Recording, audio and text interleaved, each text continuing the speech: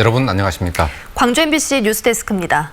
신종 코로나 바이러스 감염증은 확산 속도로 볼 때 분명 무서운 질병입니다. 그래서 바짝 긴장하고 경계해야겠지만 과도한 공포는 오히려 독이 될 수 있습니다. 이런 때일수록 차분한 대응이 필요한데요. 우리 지역 보건당국은 어떻게 대처하고 있는지 남궁욱 기자가 취재했습니다. 광주의 한 이비인후과입니다.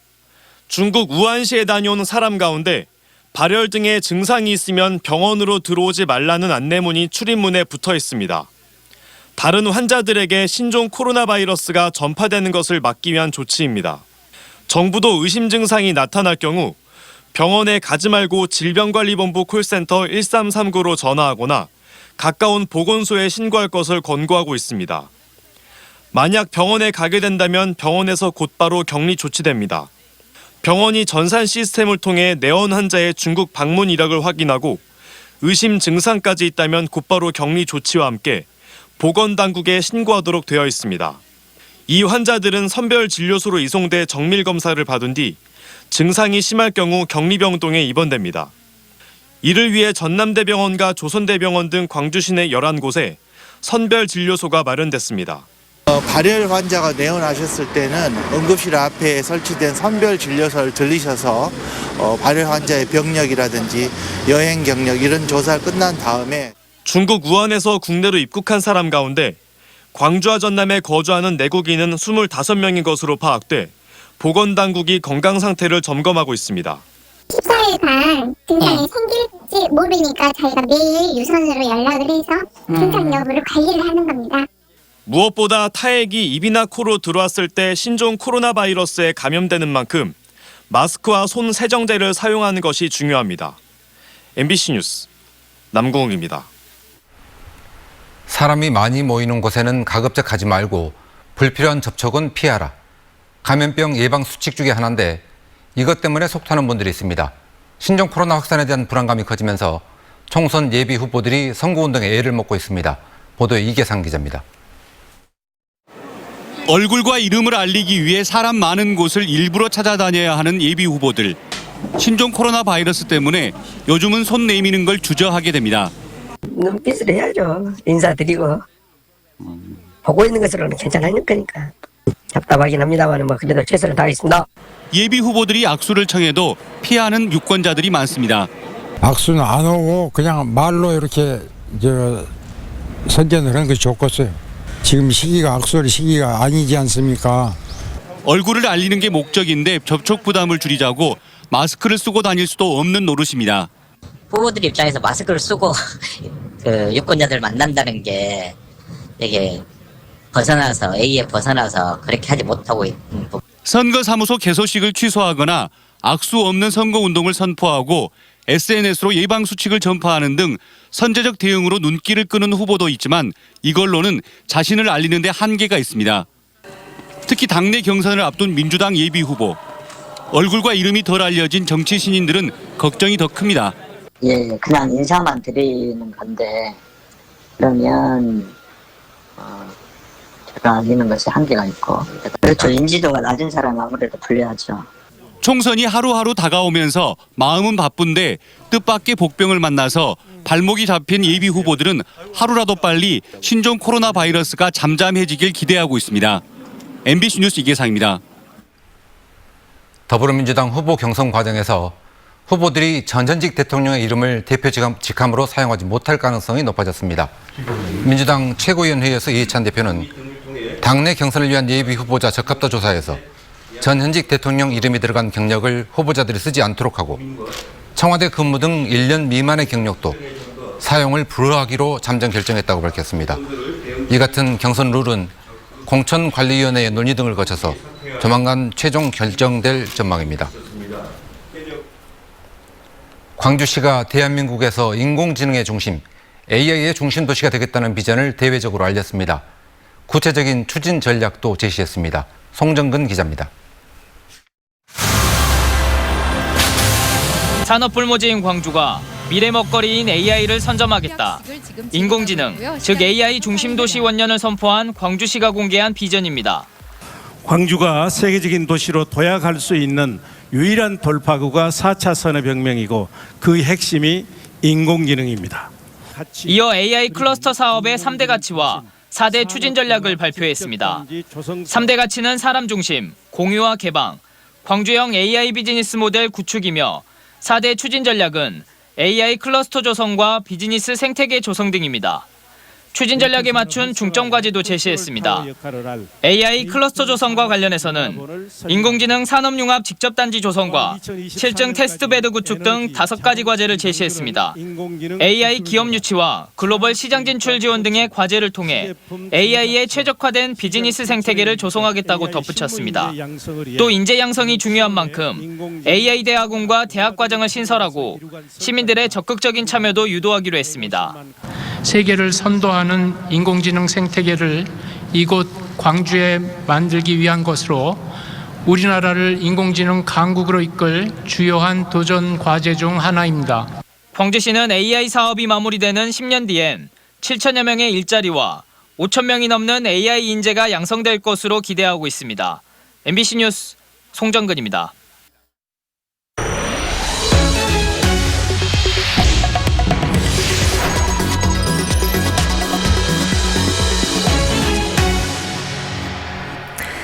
최근 개통한 지방도로가 부실 시공 논란에 이어 공사 뒤처리 때문에도 말썽을 빚고 있습니다. 곳곳에 건설 폐기물들이 버려져 있고 공사장 주변은 파헤쳐진 채 방치돼 주민 반발을 사고 있습니다. 보도에 문현철 기자입니다.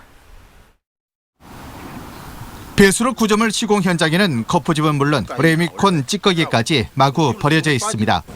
공사를 위해 설치했던 오탁 방지 시설은 하천에 아무렇게나 방치되고 폐스트로폼도 곳곳에 나뒹굴고 있습니다.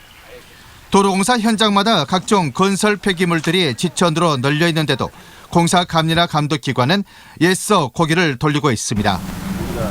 배수시설 구조물 일부가 도로 위로 돌출된 채 포장 공사가 마무리됐고 하자 보수를 한 교량 배수관 연결 공사 현장은 마구 파헤쳐진 채 방치돼 있습니다. 이 배수관마저도 땜질식으로 대충 연결돼 벌써부터 곳곳에 물이 새고 있습니다. 한 통로 박스는 기존 농로와 높이차를 맞추지 않아서 농기계가 달릴 수 없는 지경입니다. 지금 곤방 있으면 이제 트럭타들 끄고 나와서 농민들이 이제 로타리를 찍어야 돼요. 지금 저 상태에서 왔다 갔다 하면서 잘못하면 사고가 많이 날 수가 있습니다. 새로 지은 교량 주변 하천마다 가물막이용 토사를 치우지 않아서 예전에 없었던 퇴적층이 교각 주위에 생겨났습니다. 또 인근 농수로에는 도로 비탈면에서 흘러내린 토사가 계속 쌓이고 있습니다. 당장 올여름 장마나 태풍철이 걱정입니다. 교량 공사를 하면서 파손된 하천독 자전거 도로들은 준공 뒤에도 복구되지 않고 있습니다. 경고 표지도 설치되지 않아 사고 위험이 도사리고 있는 실정입니다. 그런 불편하고 위험하기도 하고 지금 괜찮은데 보통 퇴근 후에 좀 해질녘 같은 경우는 더 위험하죠. 1,000억 원이 넘는 공사비가 들어간 도로 건설 사업이 부실 논란에 공사 뒤처리까지 엉망인데도 준공 처리는 일사천리로 진행됐습니다.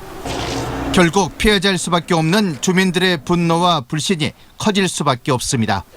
MBC 뉴스 문현철입니다. 농어촌 지역 의료기관의 간호 인력 부족 현상이 심각해지고 있습니다. 이 때문에 정부가 간호사 인건비를 직접 지원하는 사업을 시범적으로 실시할 예정인데 빈틈이 많다는 지적입니다. 박영훈 기자가 취재했습니다. 전남의 한 농촌병원 100병상에 간호사는 5명이 전부입니다. 높은 급여 등 다양한 인센티브를 내세워 연중 채용 공고를 내도 적정 인력의 50%에 그치고 있습니다.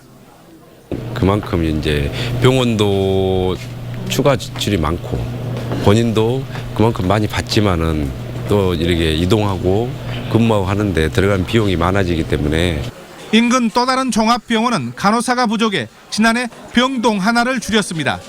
지금보다 최소 30명 이상 더 필요한 인력 공백을 메우기가 쉽지 않습니다. 올해부터 전국 78개 농어촌 군지역에 있는 의료기관별로 2명에서 4명까지 지원하는 인건비 시범 사업에서도 제외됐습니다. 간호사 1명당 매달 최대 380만 원씩 지원받을 수 있지만 같은 군지역이라도 의료 취약 지역이 아니어서 종합병원은 대상에서 빠진 겁니다. 간호사 부족해서 병원 다니는 일 없었으면 좋겠는데 그런 일이 벌어질지 굉장히 두렵습니다. 간호사 수에 따라 보험급여를 차별화하는 간호관리료 차등제는 실효성이 떨어져 보완이 필요하다는 지적이 나오고 있습니다. 또한 혜택을 주고 일정 기간 농어촌 지역 근무 인력 양성 같은 교육제도 법제화 등의 의견도 제시되고 있습니다. MBC 뉴스 박영훈입니다. 나주 SRF 열병합발전소가 시험 가동과 함께 환경영향조사를 진행합니다.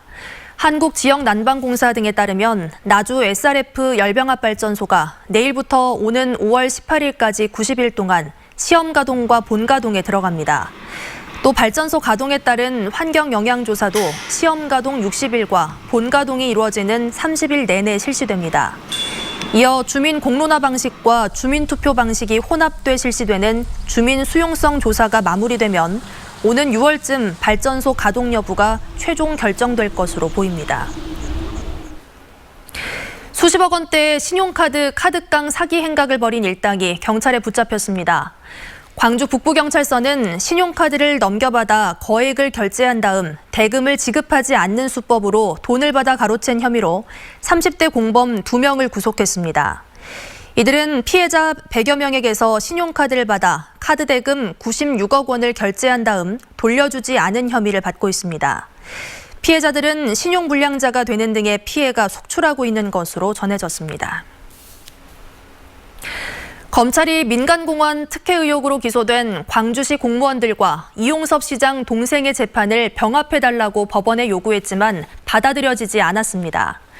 광주지법 형사 9단독 김진환 판사는 이 씨의 재판을 광주시 공무원 4명의 재판과 병합해달라는 검찰의 신청을 받아들이지 않았습니다. 김 판사는 검찰이 공소장에 이 씨를 다른 공무원들과 공범으로 적시하지 않은 점 등을 들어 불허한 것으로 전해졌습니다.